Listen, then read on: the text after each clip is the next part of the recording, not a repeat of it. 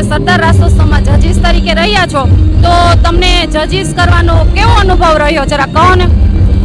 Judging કરવાનો અમને ખૂબ જ સારો અનુભવ રહ્યો છે. બધા ખેલાડીઓએ સારો જોશ બતાવ્યો છે. અમને પણ જજમેન્ટ કરવું ખૂબ જ અઘરું લાગ્યું છે કે કોને સિલેક્ટ કરવા એમ. તમારું શું કહેવાનું છે? 10 દિવસ જ્યારે મેં જજિંગ કર્યું, જજિંગ કરતા વખતે મને દેખાતું હતું કે ખેલૈયાઓ ખૂબ એનર્જીથી રમી રહ્યા હતા અને સિલેક્શન કરવું બહુ હાર્ડ પડી રહ્યું.